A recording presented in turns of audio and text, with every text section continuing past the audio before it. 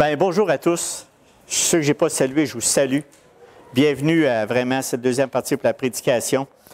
Mais avant d'aller plus loin, on va vraiment prier le Seigneur Jésus qui dirige vraiment toute cette prédication en son nom. Seigneur, que ton nom soit glorifié avec ce message que tu as mis vraiment dans mon esprit, Seigneur, et que nous soyons exhortés, encouragés, pas parce que je peux être quelqu'un, non du tout. Ce matin, on va parler d'une vérité qui est très, très discutée. Les gens de ce monde, même au travers des chrétiens, on a de la difficulté à saisir, à comprendre pourquoi Dieu a fait ça ici. Ce matin, Seigneur, par ton Esprit Saint, dirige-nous, guide-nous, ouvre notre esprit davantage afin qu'on puisse réfléchir, méditer, approfondir ta parole pour qu'on puisse bien le comprendre. Seigneur, bénis ton nom et fais de nous, Seigneur, encore une meilleure connaissance de ta parole, qu'on puisse vraiment être édifiés par ta parole. On te le demande au nom de ton Fils Jésus. Amen. Comme vous avez vu, le titre, qui est absolument pas positif, l'enfer, une réalité ou un mythe. Vous savez, j'ai même regardé à différents endroits qu'est-ce qu'on parlait de ça sur une réalité ou un mythe pour l'enfer. Et je peux vous dire, des personnes de bonnes intentions avec aucune... je ne juge pas ces personnes-là. Et moi-même, j'ai été obligé de mettre ça au pied de la croix pour vous parler de ce que je vous parle aujourd'hui. C'est quelque chose qui est une fin finale au jugement dernier que Dieu a préparé. Nous, en tant qu'êtres humains, dans notre esprit charnel, notre esprit humain, on a de la difficulté à comprendre cela. Et par la grâce de Dieu, on va aller et on va expliquer ce que je veux dire. Il y a 2 semaines, Tony nous a parlé vraiment de l'importance pour chaque chrétien de prier. Prier afin que j'en parle comme je dois en parler. Et j'ai beaucoup apprécié ce message il y a 2 semaines.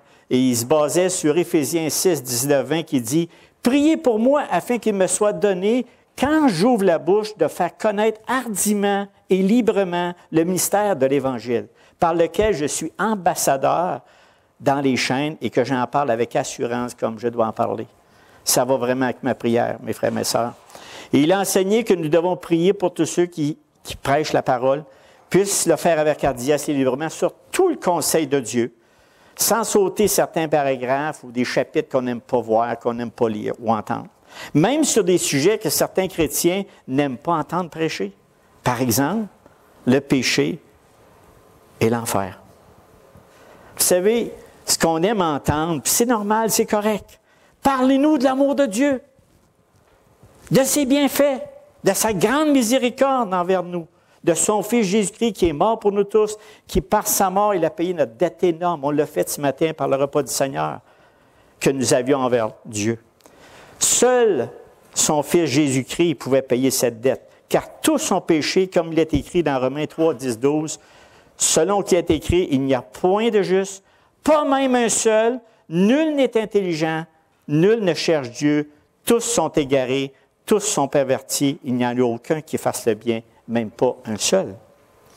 Et on voit un peu plus loin dans le livre des Actes, même avant, dans le chapitre 2, après le discours de Pierre, la foule dit « Hommes frères, que ferons-nous? » Après avoir entendu le message de l'Évangile qui ont appris ces gens-là, il y a 3000 et plus, il y avait plusieurs personnes, et il dit « Que ferons-nous? » Il y avait le cœur attristé de voir que le Seigneur avait été mis sur la croix, mort pour nous, pour nos péchés. Il dit, Pierre leur dit « Repentez-vous, et que chacun de vous soit baptisé au nom de Jésus-Christ pour le pardon de vos péchés, et vous recevrez le don du Saint-Esprit. » Vous savez, je vous parle de ça parce que généralement, quand nous parlons du péché et quelqu'un est touché par la grâce de Dieu, que le Saint-Esprit l'a convaincu de son état pécheur, il se repent. Afin d'avoir le pardon de ses péchés, il reçoit le Saint-Esprit. Vous savez, pour la majorité des chrétiens, le péché est plus réel à nos yeux, car le Saint-Esprit nous convainc à chaque jour de notre état pécheur. Ça fait ça? Bien, je l'espère pour vous autres, parce que généralement, le Saint-Esprit nous dit notre état pécheur quand on tombe. Et si nous disons que nous n'avons pas de péché, nous nous séduisons nous-mêmes et la vérité n'est point en nous. Ainsi, aussi, même si nous nous sommes repentis de nos péchés et que nous avons reçu le Saint-Esprit, malheureusement ou heureusement, qu'importe, il y a d'autres vérités bibliques qui choquent. Et j'avais vraiment apprécié parce que pourquoi que ça nous choque? J'ai réfléchi moi-même, je pensais à ça, qu'est-ce que j'ai préparé là. C'est à cause de notre ignorance des Écritures. Et surtout par nos pensées erronées qu'on a acquis tout au long de notre vie. Depuis le berceau de notre mère, il y a des informations qui ont rentré dans notre esprit. Parfois, ils étaient bonnes, étaient vraies, étaient véridiques, puis il y en a d'autres qui étaient fausses. Qu'on a traîné ça toute notre vie pour arriver, peut-être 40 ans après, et dire « Ah, c'est pas vrai ça! Ça vous a jamais arrivé ou je suis tout seul? » Non? Sûrement, parce qu'il y a des choses. Pourquoi? Justement parce qu'on n'a pas pris le temps. Des fois, j'ai discuté avec des gens, j'ai parlé de quelque chose. Ils disent ça clairement, es-tu sûr? Là, je n'ai pas d'exemple présent que m'a pris. J'ai dit, es-tu sûr? Bien, il dit, quelqu'un me l'a dit, bien, je pense que tu ferais mieux de regarder plus loin, d'aller voir si ce que tu dis est vrai. Parce que je pense que ce que tu dis est faux. Fait que donc, et ça, on a besoin de valider nos pensées pour voir si elles sont véridiques et bien fondées. Le sujet d'aujourd'hui est un pour plusieurs d'entre nous, puis je parle en connaissance de cause, parce que quand j'écoutais Tony, qui a posé la question suivante, et je paraphrase, ce n'est pas ses phrases, mais je paraphrase, puis c'est ça qui est resté dans mon esprit. Il faudrait que je le réécoute pour dire textuellement ce qu'il disait. Quand je vous parle de l'enfer, comment vous vous sentez en attendant ce mot? Est-ce que cela vous choque? Vous savez, après 36 ans de vie chrétienne, même avant ma conversion, ce n'était pas la première fois que j'entends parler de la bouche d'un prédicateur de Dieu, du Dieu vivant. Ça ne m'a pas plus choqué non plus. Mais j'ai réalisé quelques jours après, c'est pour dire que l'effet de la parole de Dieu est toujours là, présent. Quand on écoute, on est là ce matin pour entendre la parole de Dieu, du Dieu vivant. Et puis, quand il y a des choses que parfois on arrête, puis il y a d'autres fois que ça passe tout droit. Je vais dire, bon, j'ai la tête dure, ça a pris 36 ans, des fois, pour arrêter sur ce sujet. Ça prend du temps, hein? Mais moi-même, j'ai réalisé, j'ai dit, voyons, il a parlé de ça, pas que ça me choque, parce que je suis conscient que l'enfer est là. Je sais qu'il est là. La parole de Dieu, je la connais. Mais en même temps, j'ai dit, Gérard, es-tu honnête? Là, je parlais à Dieu. Es-tu honnête avec toi-même? Je ne doute pas de l'enfer, pas du tout. Les Écritures sont claires. Mais en même temps, quand j'ai commencé à fouiller dans mon cœur, vraiment dans mes pensées, il y avait des petites affaires que j'ai acceptées, puis que je ne voulais pas entendre, que je ne voulais pas voir. En fait, j'ai comme fait des conclusions. Ça, je vous révèle la semaine qui s'est passée, la semaine après. Là. C'est pour ça que je vous prêche de cette parole aujourd'hui. Parce que j'avais des pensées de la fin des incroyants, à ma façon. Pas celle de Dieu, à ma façon. J'espère que vous me suivez, puis vous allez voir tout au long du message que présentement, je suis transformé parce que la parole de Dieu, c'est la première fois de ma vie que je fais vraiment du temps, puis je mets du temps là-dessus, puis je regarde les Écritures, puis j'écoute, puis j'analyse, puis je regarde ce que Dieu dit. On est vraiment biaisé parfois. Je parle de moi. Le reste, je laisse Dieu regarder vos cœurs. Ça va? Puis surtout en plus que, au travers de tout cela, c'est presque impossible qu'entre nous, et même à l'extérieur de l'Église, qu'on ne puisse pas parler de ce sujet-là. Là, on a toujours un frisson, j'ai toujours mal à l'aise. Quand quelqu'un dit « Ouais, OK, tu dis que l'enfer existe? » Ah là, je barbote. Là, je barbote. Je ne sais pas. Ouais, mais oui, l'enfer existe. Mais la personne, je vais aller un peu plus loin, mais je fais juste l'introduction pour que vous sachiez parfois le mal à l'aise des fois qu'on peut avoir sur l'Écriture. Pourtant, l'Écriture est claire. Quand on regarde, comme je disais tantôt, sur différents enseignements, on veut adoucir. Bien, Dieu est amour, voyons donc. Comprends bien, Dieu est amour. Il ne peut pas faire ça. Hey, j'ai les mêmes pensées m'ont passé par la tête. Puis je pense pendant plusieurs années. Donc, faisons attention, mes frères et sœurs, de ne pas vivre dans le déni sur le sujet de l'enfer. car cet endroit existe vraiment. Et ce que Dieu dit, il va l'accomplir sans aucun doute. J'ai aucun doute.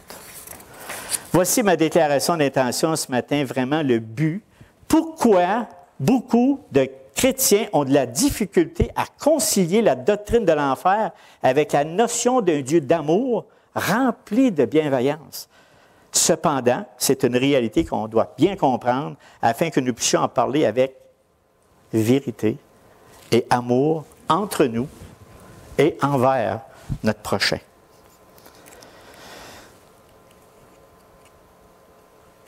Suite à cette étude, ma vision sur l'enfer a vraiment changé. Elle ne sera plus jamais comme avant. Je vous confesse ça. Car Dieu est le maître de l'univers et c'est à lui que revient la gloire de toutes choses. Et il peut faire ce qu'il veut avec sa création. As-tu compris, Gérard? Il peut faire ce qu'il veut.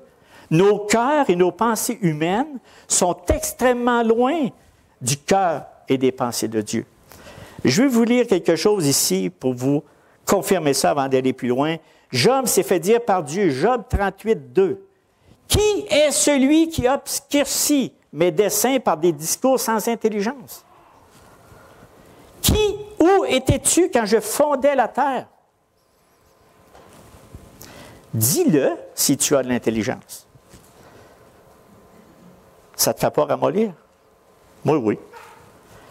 Verset 36, qui a mis la sagesse dans le cœur ou qui a donné l'intelligence à l'esprit?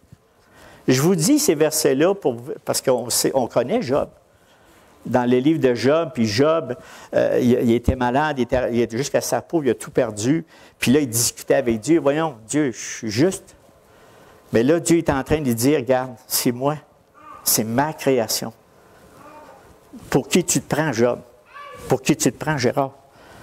Job 43, anéantirais-tu jusqu'à ma justice? Me condamneras-tu pour te donner droit? Dans la version Sommaire, c'est écrit, veux-tu vraiment prétendre que je ne suis pas juste? Veux-tu me condamner pour garantir ton innocence? Vous savez, quand tu lis ces versets-là, tu es comme échec et mat. C'est là-dessus que je voulais baser vraiment le message. Pour ouvrir mon esprit ici, afin que je puisse capter les vérités de Dieu. Pour capter les vérités de Dieu, ça me prend des versets comme ça, comme il a dit à Job. Dans Isaïe 55, 8, 9, il dit « Car mes pensées ne sont pas vos pensées, et vos voix ne sont pas mes voix, dit l'Éternel. Autant les cieux sont élevés au-dessus de la terre, autant mes voix sont élevées au-dessus de vos voix, mes pensées au-dessus de vos pensées. » Ça, c'est une parole qu'on doit mettre vraiment dans le plus profond de notre cœur. Que quand on ose seulement penser autrement de ce que Dieu pense, il faut se repentir. Vraiment, parce que c'est un péché énorme que de discuter face à la parole de Dieu. De dire que Dieu, voyons Dieu, ça se peut pas, là. Hein? Pendant une petite gorgée d'eau. Quand Jésus a annoncé sa mort et sa résurrection à ses disciples, Pierre, l'ayant pris à part, s'est mis à le reprendre. On ressemble souvent à Pierre. Et dit, « À Dieu ne plaise, Seigneur, cela ne t'arrivera pas, parce que le Seigneur venait juste y parler, qu'il mourrait, et puis il ressusciterait. » Matthieu 16, 23, il dit ceci, « Mais Jésus, se retournant, dit à Pierre, « Arrière de moi, Satan, tu mets en scandale. Car tes pensées ne sont pas les pensées de Dieu, mais celles des hommes. » Vous savez, avec ces versets dans mon esprit, dans le vote aussi maintenant, parce que je viens de vous le dire, bien, je me sens très petit pour vous parler d'un sujet aussi sérieux que l'enfer. C'est quelque chose qui appartient totalement à Dieu seul. Il faut partir avec cette idée. Ça appartient à Dieu seul et qui peut discuter avec Dieu sur sa justice et son amour pour sa création? Qu'est-ce que l'enfer? On va répondre à quelques questions. Qu'est-ce que l'enfer? Pourquoi il y a un enfer? Quelles sont les pensées humaines à propos de la doctrine de l'enfer? Que devons-nous penser de cette doctrine sur l'enfer? Et quelle réaction devrions-nous avoir à propos de l'enfer? Et comment devrions-nous aborder le sujet de l'enfer avec notre prochain? On est bon jusqu'à midi. Non, on va essayer de finir avant ça, mais je vais aller quand même concis, mais répondre à ces questions-là. Qu'est-ce que l'enfer? Il convient de traiter la doctrine de l'enfer en rapport avec la doctrine du jugement dernier. Ça va ensemble. L'enfer peut être défini de façon suivante. L'enfer est un lieu où les méchants subissent un châtiment conscient et éternel. Et ça, on a de la misère. C'est bien écrit, l'enfer, un lieu où les méchants subissent un châtiment conscient et éternel. Et ça, je l'ai pris, c'est ma verset clé que je vais lire un peu plus loin. L'enfer est une réalité et non un mythe. C'est un vrai lieu de tourment à perpétuité pour les impénitents. Sur les 12 références de l'enfer n'est pas écrit directement dans la Bible, c'est marqué Géhenne. La Géhenne qui représente Géhenna, traduit par Géhenne ou enfer.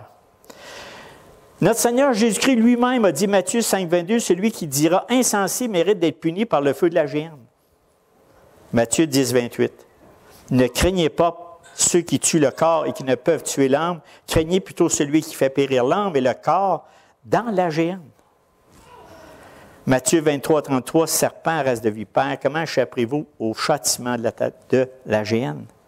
Et Marc 9, 43, si ta main est pour toi une occasion de chute, coupe-la, mieux vaut pour toi entrer manchot dans la vie ou que d'avoir des deux mains et d'aller dans la Géhenne, dans le feu qui ne s'éteint point. Est-ce que le Seigneur Jésus-Christ prend le temps de bien expliquer c'est quoi? Puis il y en a bien d'autres. J'ai juste cité quelques-uns. Quand Jésus utilise le feu de l'Éternel ou les temps de feu. Le tourment dans les flammes de l'enfer ne prendra jamais fin. C'est éternel. L'enfer n'est donc pas un état d'esprit ni une sorte d'existence spirituelle. Souvent, on fait de l'allégorie puis on fait de la métaphore. Mais on va voir un peu plus loin, il faut démolir des choses qui circulent dans ce monde pour éliminer et puis dire ce que la parole de Dieu dit vraiment. Dans Matthieu 25, 41, 46, qui est vraiment mes deux versets que j'ai mis dans le bulletin, qui ressort, c'est écrit pour le jour du jugement. « Retirez-vous loin de moi, vous que Dieu a maudit, et allez dans le feu éternel préparé pour le diable et ses anges. » Et au verset 46, Jésus dit à ceux qui seront ainsi condamnés, « s'en iront au châtiment éternel, tandis que les justes entreront dans la vie éternelle. »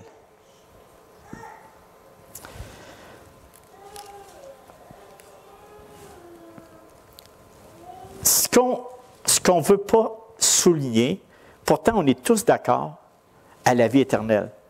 Dieu a donné sa vie pour que nous ayons, si on croit en lui, la vie éternelle. C'est drôle qu'on rajoute le châtiment éternel. On ne le prend pas, celui-là. Le châtiment éternel. C'est pourtant deux états qui n'auront pas de fin. Jésus parle d'un feu qui ne s'éteint jamais. Marc 9, 43. Il dit que l'enfer est un endroit où le ver rongeur ne meurt point et où le feu ne s'éteint point jamais. 9, 48. Donc, l'idée d'un enfer réel, lieu de torture sans fin pour les méchants, est si horrible. Vous ne trouvez pas ça horrible? À imaginer qu'il y a beaucoup de gens qui refusent de croire vont avoir des tourments éternellement. Ça ne vous choque pas? Moi, j'avais de la misère à recevoir ça. Puis aujourd'hui, je regarde j'espère qu'avec pour l'Esprit de Dieu, pour vous dire que le Dieu Tout-Puissant en a fait ainsi, puis c'est comme ça qu'il le voit. Nous, on ne peut pas considérer ça. On est humain. Puis je vais vous dire pourquoi un peu plus tard. Pourtant, les méchants subiront bien un châtiment éternel conscient. J'en ai vraiment de la difficulté. Mais pour moi, maintenant, c'est clair. Moi, dans ma tête, je dis à toi, le méchant, c'est pas compliqué. On va se débarrasser de toi. T'en veux pas de Dieu? Ah ouais, dans le feu, puis brûle, puis c'est fini. C'est d'autres que Dieu ne veut pas ça de la même manière que moi. Mais je vous dis ça, là, mais c'est ça, c'était dans ma tête. Mais c'est pas comme ça. C'est bien plus sérieux que ça. Les gens, malgré tout cet enseignement biblique, sont là puis ils disent, pas grave, Dieu est amour, puis ça va bien. Mais c'est pas vrai. C'est pas vrai, c'est bien plus grave que ça. Bien plus grave que ça. C'est bien plus sérieux. C'est pourquoi que certains mouvements ou même individus ont suggéré des alternatives. On va voir ça tantôt, des alternatives qu'on doit rejeter complètement. On ne doit pas prendre ça. Ça se véhicule. On veut amoindrir la punition de Dieu. On ne veut pas le voir. Ah, c'est pas grave. Autrement dit, continue à pécher, mon ami, c'est pas grave, à la fin, il n'y a rien là. Mais c'est pas ça. C'est pas ça. Si les temps de feu n'est qu'une métaphore de non-existence, la nouvelle terre ne serait-elle pas qu'une métaphore et correspondrait à une existence spirituelle des croyants? Il est préférable d'admettre que les justes et les méchants recevront des corps prévus pour leur destin éternel. Je ne sais pas comment faire ça, moi. Je sais comment je suis venu au monde, mais je ne sais pas comment Dieu va faire ça. Nous autres, on part d'un corps glorifié. On s'imagine toutes sortes de choses. Vous avez déjà eu un corps glorifié avant d'être ici? Là? Bien là, vous êtes encore aussi. Mais je ne sais pas comment je vais avoir le corps. Comment il va être glorifié? C'est la même chose pour les méchants. C'est la même chose. Comment Dieu va prévoir, va mettre leur corps pour être capable d'avoir ces tourments-là? Je ne veux pas être là, moi. Vous comprenez? J'espère. L'Écriture enseigne clairement dans plusieurs passages qu'un tel lieu existe. À la fin de la parabole des talents, le maître dit, quand ça ne te vaut rien, jetez-le dans les ténèbres du dehors, il y aura des pleurs et des grincements dedans. Maintenant, pourquoi il y a un enfer? Parce que Dieu est pleinement miséricordieux et extrêmement juste. Il n'y a aucune injustice en Dieu. C'est pourquoi que Dieu doit appliquer une conséquence à celui qui se rebelle contre lui. 3 conséquences vraiment négatives éternelles, qui sont éternelles.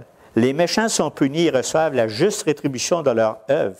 Luc 12, 47, 48.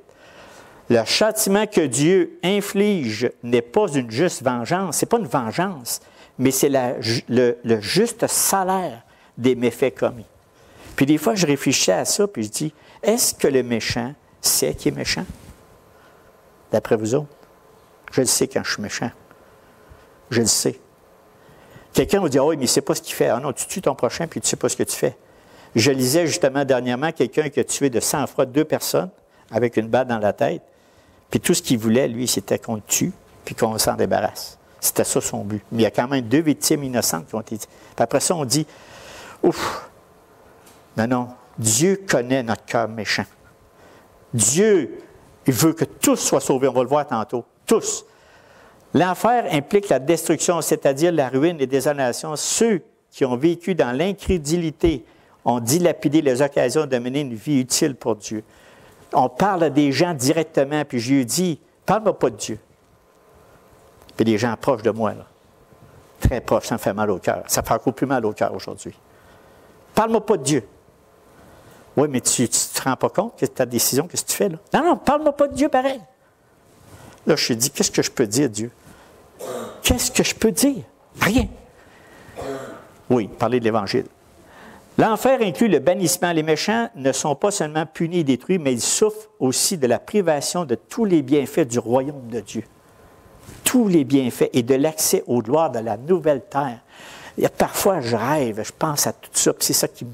J'ai hâte de voir ce que Dieu a préparé pour nous, les racheter. Les personnes que Dieu, dans notre misère qu'on avait, dans notre péché, seul un Seigneur qui aime peut faire ça. Vous savez que ce n'est pas Dieu qui met les incroyants en enfer, mais c'est eux-mêmes qui décident de recevoir le châtiment éternel. Écoute, Dieu dit ça, puis ils ne veulent pas. Pourquoi? Le but de Dieu est celui-ci. Le Seigneur, dans 2 Pierre 3,9, le Seigneur ne retarde pas l'accomplissement de sa promesse comme quelques-uns le pensent. Il use de patience envers vous. Il ne veut pas qu'aucun périsse, mais il veut que tous arrivent à la repentance. C'est ça son but. Jésus veut que tous soient sauvés, échappent à la destruction qui s'abattra sur notre planète polluée. On voit ça dans 2 Pierre 3, 10, 13. Le jour du Seigneur viendra comme un voleur. En ce jour-là, les cieux passeront à fracas. Les éléments embrassés se dissoudront et la terre, avec les œuvres qu'elle renferme, seront consumées. Mais nous attendons, selon sa promesse, de nouveaux cieux, une nouvelle terre où la justice habitera. Ce n'est pas une métaphore. C'est quelque chose de vrai, de réel, qu'on doit avoir le désir de vivre cela. Vous savez, nous devons toutefois avoir conscience que tout ce que Dieu, dans sa sagesse, a ordonné et enseigné dans l'Écriture est juste. nous devons veiller à ne pas haïr cette doctrine. Parce que je sais qu'il y a des personnes qui n'aiment pas cette doctrine. Ni nous rebeller contre elle, mais nous devons plutôt essayer autant que possible de reconnaître le châtiment éternel qui est bon et juste, parce qu'il n'y a aucune injustice en Dieu. Au contraire, elle peut nous aider à nous rendre compte que si Dieu devait ne pas appliquer un châtiment éternel, alors apparemment sa justice ne serait pas satisfaite et sa gloire ne serait pas servie de la façon qu'il juge le plus sage. Juste à penser à tous les morts qui se fait aujourd'hui, je veux dire, tous les gens qui sont tués pour le nom de Jésus. Il en fait à tous les jours. À tous les jours, il y a quelqu'un qui meurt, puis plusieurs personnes pour le nom de Jésus. Tu crois en Jésus, tu vas mourir. Il n'y a pas de raison là-dedans. Le Seigneur Jésus-Christ, notre Dieu Tout-Puissant, il n'y a pas un plan divin pour ces méchants, les personnes qui font ça. Parce que dans Apocalypse 6, il dit, « Maître et saint véritable, jusqu'à quand tarderas-tu à juger les habitants de la terre et leur demander compte de notre mort? » Apocalypse 19, 1, 3. Alléluia, loué soit notre Dieu, c'est à lui qu'appartiennent le salut et la gloire ainsi que sa puissance. Ses jugements sont vrais et justes, car il a condamné la grande prostituée qui corrompait la terre pour ses débauches.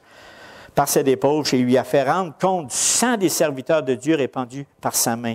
Alléluia, loué soit Dieu, car la fumée de la ville embrassée s'élève pour l'éternité. C'est pour ça qu'il y a un enfer. Quand tu regardes tout ça, il y a un enfer, parce que Dieu l'a décidé ainsi. Quelles sont les pensées humaines à la doctrine de l'enfer? Qu'en pensez-vous aujourd'hui? Qu'est-ce qu'on pense de l'enfer?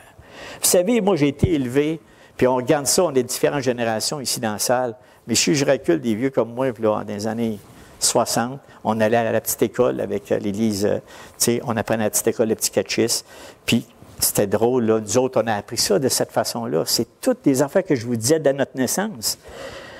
Si tu es une bonne personne, tu n'as pas besoin d'avoir peur, tu n'as qu'à pas tuer, pas commettre l'adultère, fais pas de fornication, vole pas, tu es correct. Tu peux faire que de petits mensonges, que de petits commérages, mais tu vas t'en sortir parce que le Dieu est bon, puis tu vois, il va te ramener au ciel, puis il n'y a pas de problème. Vous connaissez ça, cette histoire-là? Aujourd'hui, je partageais ça avec Vincent, puis il dit, ben non, moi, c'est pas, non, moi, j'ai pas connu ça. Merci, tu as été gracié, Vincent, de ne pas connaître ça. Mais on a vu ça dans notre petite école. C'est vraiment ça. Fait qu'on a toutes sortes d'idées là-dedans, puis on est élevé, puis on grandit avec ça. J'étais content quand j'ai vu l'Évangile, mais encore là, ça me tient en arrière. C'est pour ça que ce que je vous parle le matin, c'est important de le comprendre, puis moi, ça m'a fait énormément de bien. Dieu est plein d'amour pour sa création. J'ai aucun doute. Aucun doute. Même si je pense à des personnes que j'aime, puis je le sais qu'ils s'en vont directement là, parce qu'ils l'ont choisi. Puis je vous dis, les personnes proches, parce qu'ils l'ont choisi, même nos propres enfants. Qu'est-ce que je peux dire? Qu'est-ce que je peux dire? Rien. Rien que ta volonté se fasse. Parce que ce sont des pensées humaines que j'ai de l'enfer. C'est si horrible qu'on a de la misère à imaginer que les gens refusent cela, refusent la grâce de Dieu, refusent l'Évangile, la bonne nouvelle du Dieu vivant. On a dit, comment ça se fait qu'ils ne comprennent pas? Bien là, je dis, c'est l'affaire de Dieu. Tu comprends? Je ne peux pas aller plus loin. Maintenant, je vais vous parler d'un autre point ici. Qu'est-ce qui se passe? Il y a l'universalisme que vous connaissez très bien. Bien, je pense que la plupart du monde connaît l'universalisme. Il y a deux plaies, vraiment, qu'on essaie d'atténuer l'enfer. L'universalisme, c'est la notion que tous les humains iront au ciel et que personne ne se retrouvera à l'enfer pour l'éternité, puis ça se répand de plus en plus. Fait que mes frères et sœurs, attention à ces messages. Attention à ces messages. Cette conception de l'universalisme, c'est d'avoir le... Tu sais, c'est pas grave. Parce que si on laisse rentrer ça dans notre tête, on finit par croire des choses qui n'existent pas en tout. Certains croient que l'œuvre expiatoire de Christ, par exemple, expiatoire de Christ, s'applique à tous, croyants et incroyants. Par conséquent, tous rencontreront dans la présence de Dieu. Ah, il n'est pas au courant dans le moment. Ah, comme ça, il peut pécher n'importe quel temps. Puis là, écoute, il y a quelque chose qu'il faut que je vous dise. Il y a une chose qu'on ne peut pas savoir. Aucun être humain peut savoir, quand quelqu'un meurt, son état spirituel réel. Fait que là-dessus, là, je laisse ça dans les mains de Dieu. Puis Dieu, qui est juste, va donner la rétribution à la personne au jugement dernier. Ça, j'y laisse ça. Mais de croire à mon moment, parce que c'est un bon petit gars, parce qu'il a manqué quelques petites affaires, ça c'est humain. D'autres prétendent que les gens qui meurent en état d'incrédule ou sans avoir jamais entendu parler de la parole de Jésus, ils vont bénéficier d'un petit post-mortem de croire, et puis là, ils vont s'agir un jour. Vous savez, je vous l'ai dit, je viens juste de le dire. Nous, là, c'est pas là-dessus qu'on doit se baser. C'est toutes des affaires que quand tu entends la parole de Dieu comme on l'entend aujourd'hui, ça, là, c'est du tangible, c'est du réel. Tu ne peux pas l'ignorer. Le reste, je ne suis pas capable de juger ça. Dieu seul juge cette terre. Dieu seul juge sa création. Mais je sais une chose, Dieu va porter un jugement. Il rajoute, si l'universaliste, les êtres humains subiront un châtiment limité dans le temps en enfer. Ça aussi, c'est une affaire qui ne marche pas, là. Il ne faut pas se baser là-dessus, là. C'est pour ça que je vous dis, la Bible est claire, il contredit clairement la théorie de l'universalisme en déclarant que tous les êtres humains ne seront pas sauvés et que certains... Non, c'est que tous les humains ne seront pas sauvés. Qui vont être sauvés, mais ils ne seront pas sauvés. Quand tu regardes l'Écriture dans Matthieu 25, 41 et 46, « Retirez-vous loin de moi », c'est la preuve évidente qu'il va y avoir des personnes qui refusent totalement l'Évangile, la bonne nouvelle de notre Seigneur Jésus-Christ. C'est la preuve. Puis il dit, ils s'en iront au châtiment. Il va en avoir. Fait qu'il ne faut pas s'inquiéter là-dessus. Jean exprime clairement dans Apocalypse 21, 8, il dit, « Mais pour les lâches, les incrédules, les abominables, les meurtriers, les débauchés, les magiciens, les idolâtres et tous les menteurs, leur part sera dans les temps de feu et de souffle, c'est qui est la seconde mort. » C'est une réalité. C'est juste qu'il ne faut pas être là, nous autres. C'est ça. Mais c'est une réalité. Donc, contrairement aux promesses de l'universalisme, l'histoire n'aura pas une fin heureuse pour tout le monde, malheureusement. Nous, on aimerait bien que tout le monde soit sauvé. Je l'ai vu comment de fois mes pensées là-dedans. Seigneur, mais oui, mais ça doit rester là. J'arrive à d'autres choses là, pour savoir comment penser là-dessus. Mais on ne doit pas devenir défaitiste, il faut avancer d'avant. L'autre chose qui marche beaucoup, c'est, comme j'ai dit tantôt, puis j'ai de la misère à nommer ce nom-là, c'est annihilationnisme. Ça, c'est l'aliénation, c'est-à-dire détruire. C'est encore plus clair, c'est destruction totale.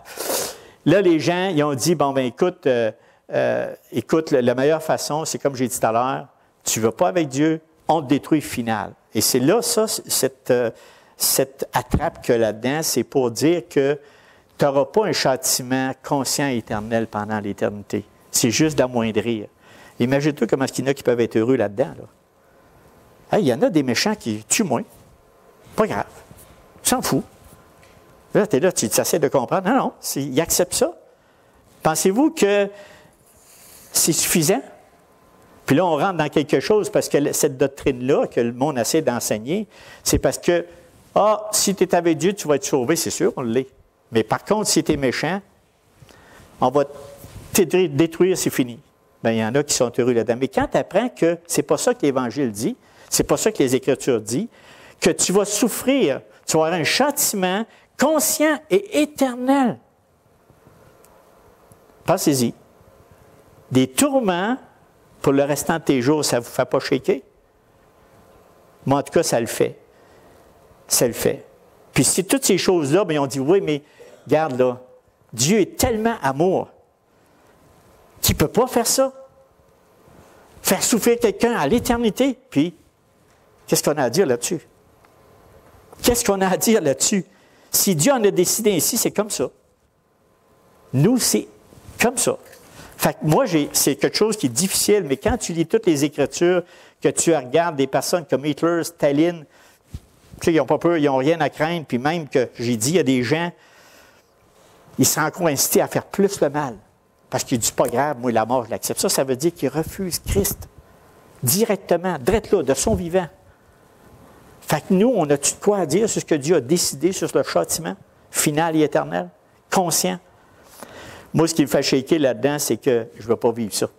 je ne veux pas vous faire peur, parce que l'enfer, le mot enfer, pour moi, dans chaque fois j'ai entendu des prédications là-dessus, il y en a qui ça les choque, parce que, ouais, mais Dieu ne peut pas châtier quelqu'un conscient et éternellement.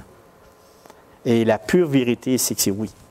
Et ça, on doit se le rendre compte. Puis c'est là que je vous dis, on va arriver avec une autre approche tantôt, parce qu'il faut le savoir, ce que je dis là. Fait que quand quelqu'un pose, bon, on va arriver tantôt. Fait que l'histoire de suggérer des purgatoires, là, soit un petit purgatoire, puis après ça, tu vas pouvoir monter au ciel. C'est une autre affaire, ça, parce que Dieu n'est pas si injuste. Tu sais, Dieu n'est pas injuste, là, il est juste. Puis regarde, ça, c'est une autre affaire. C'est une folie. C'est une folie. Tu es dedans ou tu es dehors. Puis, qui de nous peut arriver et commenter avec Dieu? Allez, moi, je vous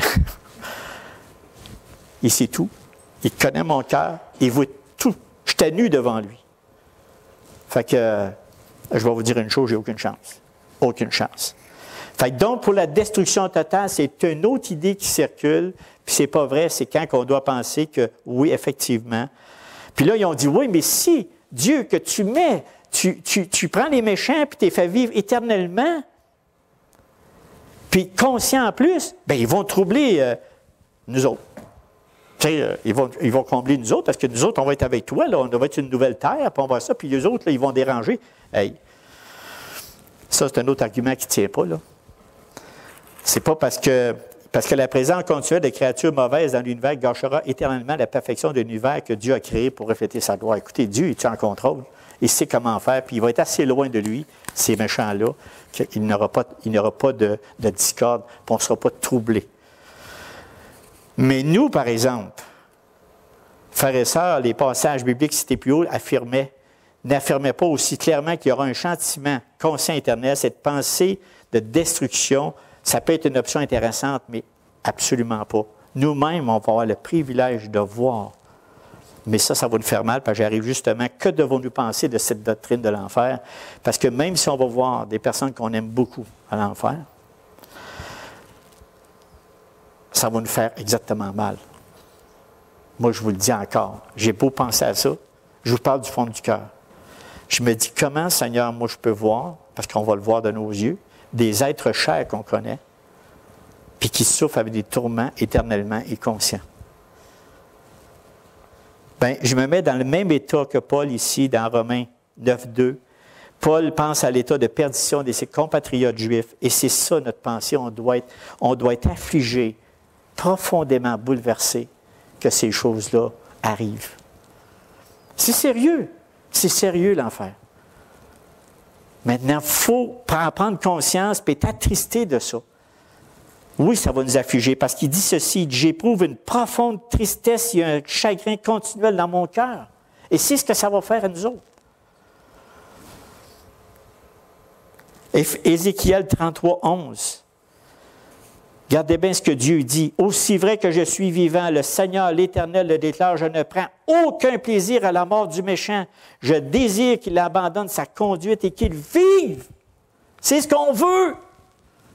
Détournez-vous donc de votre mauvaise conduite. Pourquoi devriez-vous mourir, gens d'Israël? C'est le même message pour nous. Puis là, Jésus, ici, quand il était là, sur la terre, Matthieu 23, 37, 38, il dit, « Ah, Jérusalem, Jérusalem, toi qui fais mourir les prophètes et qui tues à coups de pied ceux que Dieu t'envoie, combien de fois j'ai voulu rassembler tes habitants auprès de moi comme une poule rassemble ses poussins sous ses ailes, mais vous ne l'avez pas voulu. Maintenant, votre maison a été abandonnée et restera déserte. » C'est vraiment, quand on pense, que devons-nous penser de cette doctrine? C'est sérieux, c'est très important. J'aurai toujours de la difficulté à penser à la doctrine de l'enfer, mais au fur et à mesure, Dieu va m'aider là-dedans. Puis il peut nous aider chacun à avoir cette perspective que Dieu est amour. Pourquoi c'est difficile? Parce que Dieu, lui, il a mis dans notre cœur une part de son amour pour les gens créés à son image. C'est pour ça que ça nous attriste. On ne peut pas faire autrement, je me régnerais moi-même. De dire que ça fait mon affaire, « Ah, tiens, moi, puis je peux parler de mes frères ou je peux parler de n'importe qui de proche de nous autres. » Me réjouir que lui, il aille en enfer. Pas du tout. Parce que Dieu nous a créés comme ça. C'est pour ça que ça nous fait si mal, pour notre de la misère à comprendre, à saisir cette vérité-là, qui est vraiment là.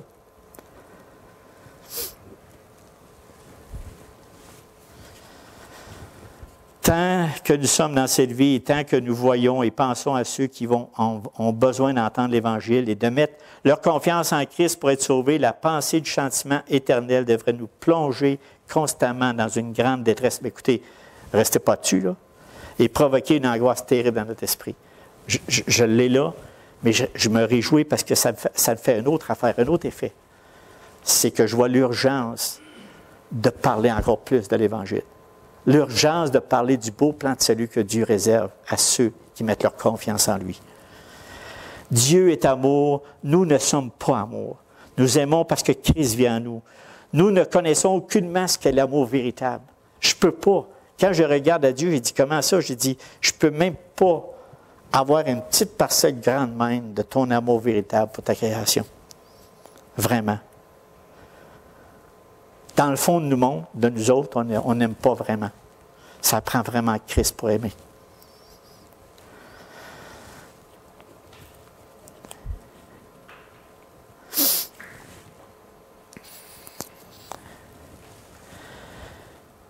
Parfois, on est prompt pour condamner notre prochain. Même des fois arrogant. On devrait prier pour lui. Priez pour lui constamment. Ne jamais cesser de prier pour le monde entier, pour qu'il vienne à son évangile. Quelle réaction devrions-nous avoir à propos de l'enfer?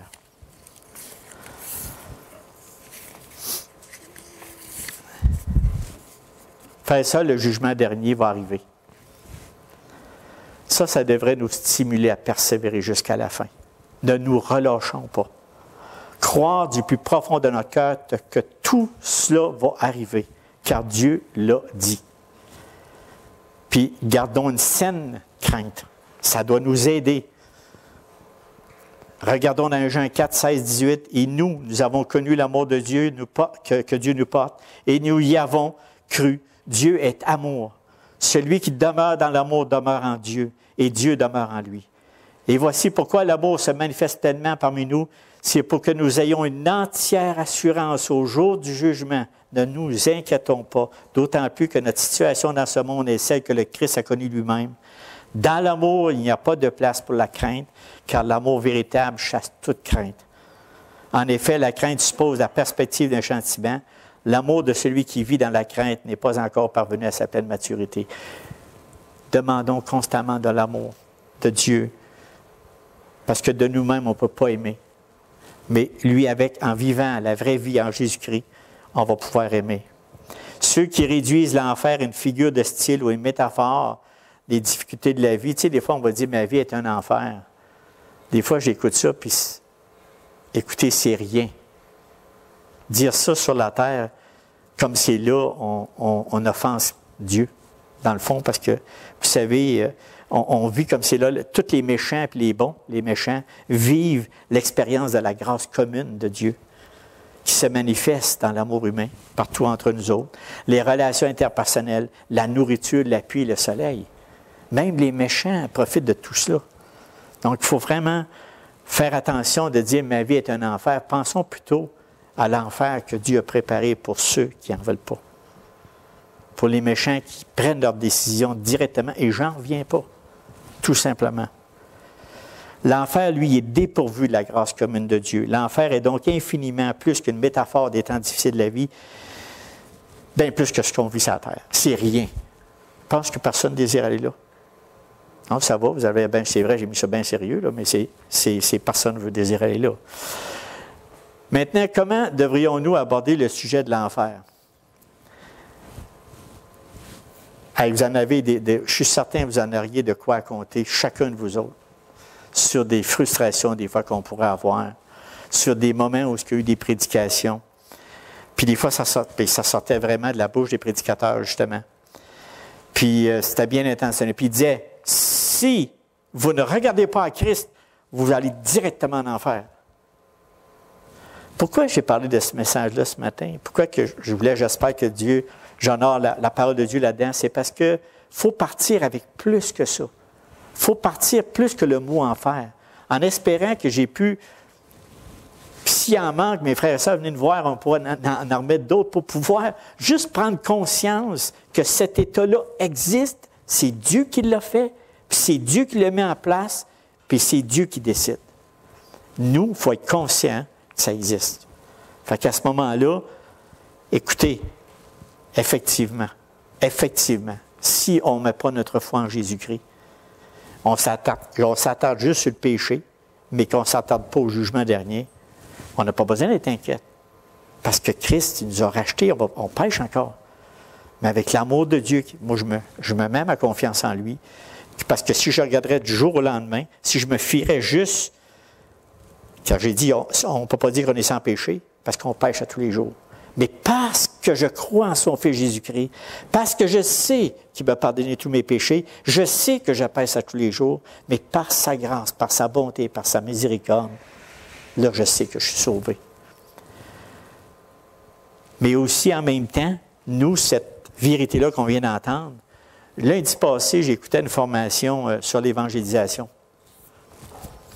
Et certaines personnes ont partagé leur rencontre avec des gens non-croyants. Ils répondent du tac au tac, la personne répond du tac au tac à la personne qui était chrétienne. Elle dit, si je ne me répands pas de mes péchés, cela veut dire que j'irai directement en enfer. Hey, ça ne peut pas être plus direct que ça. Tu peux-tu être plus direct que ça? Lui, il est resté tellement bouche bée, mais là, c'est parce qu'on a parlé lundi, mais c'est parce que lui-même parlait de ça. Puis la personne chrétienne a resté vraiment bouche bée. Puis là, il dit, dans sa tête, si j'ai dit oui, elle va avoir peur. Si j'ai dit non, j'ai pas dit la vérité. Fait que tu comprends? C'est que, comment réagir? Puis, ce qui venait à l'esprit, c'est que la porte était ouverte. Tu ne pouvais pas avoir plus que ça. Si je ne me répands pas de mes péchés, si je ne veux pas de Christ, je vais en enfer. La réponse était oui. Mais il a tout expliqué ça parce que je vous parle là, je ne peux pas vous donner ce qu'il a dit, mais il donnait l'argumentation, puis je ne savais pas comment me poster, je ne savais pas comment faire. Mais la réponse était tout simplement oui. Tout simplement oui. Je vous dis ça parce que je l'ai fait moi-même, parce que j'étais gêné de parler de l'enfer. Et c'est une situation qui ne doit pas être gênée sans en virer malade non plus. Vous comprenez? Parfois, Dieu nous met quelqu'un sur le chemin parce que la personne a besoin d'entendre. Puis elle avait besoin de se faire dire oui. Mais il n'a pas dit. Mais en tout cas, ça, c'est son affaire, ça, c'est une autre affaire, là. Mais quand Dieu met quelqu'un sur notre chemin, tout en étant respectueux, mais s'il vous plaît, mes frères et sœurs, n'en restez pas juste à dire oui. Il faut parler de tout ce que je viens de vous dire. Du bon conseil de Dieu, au complet, du pourquoi. Même si la personne, parce que lui, il disait, si j'ai dit oui, elle va partir, elle va s'enfuir. Mais c'est pas ça l'idée. L'idée, c'est tout simplement qu'il faut dire oui, mais attends, il faut que je t'explique. Le Dieu puissant, il faut que je t'explique. Parce que tout le monde, sur cette terre, la majeure partie des gens, non convertis, puis même des fois convertis, bien, ils ont horreur de ce mot-là, enfer. Donc, mes frères, je vous laisse là-dessus, mes frères et sœurs, que cette parole soit bénie. Prenez le temps cette semaine de méditer sur le sujet de l'enfer. Regardez ce que Dieu dit. Pas des choses qui parlent de la destruction, l'annihilationnisme et l'universalisme. C'est deux éléments qui tuent la doctrine de l'enfer, puis pourtant elle est bien réelle. Soyez bénis, mes frères et sœurs. L'enfer n'est pas un mythe, c'est une réalité. Soyez bénis. On va prier. Seigneur, notre Dieu, notre Maître, merci beaucoup pour ta parole qui est vraiment véridique, qui est une parole qui est puissante, qui est vraiment toute là, qui nous aide vraiment, Seigneur, à avoir une direction claire. Il y aura un châtiment, il y aura un jugement dernier. Tu en es le Maître, tu es le seul qui pourra dire, toi tu vas à ma droite, l'autre tu vas à ma gauche. C'est le seul qui va pouvoir déterminer, voir et juger pleinement nos cœurs de ce que nous autres, on aura fait sur cette terre. Seigneur, continue à nous bénir à chaque jour avec ta parole, afin qu'on puisse garder les yeux fixés sur toi. Seigneur, les yeux fixés sur Jésus-Christ, ton Fils qui a donné sa vie pour nous. Et Seigneur, fais-nous saisir et comprendre cet état et qu'on puisse être des bons ambassadeurs pour en parler avec amour à notre prochain qui nous entoure, à tous ceux, tout en ayant une bouche pleine de grâce et pleine de compassion, pleine d'amour et même affligé de ce qui s'en vient. Seigneur, merci pour tout, merci pour ta parole au nom de ton Fils Jésus. Amen. Merci Gérard. Merci tout le monde. Que Dieu vous bénisse. On n'oublie pas l'étude mercredi soir et dimanche prochain, là, si vous voulez aller à l'activité d'évangélisation. Vous allez voir un petit quelque chose, puis ça va être intéressant. Que Dieu vous bénisse là-dessus.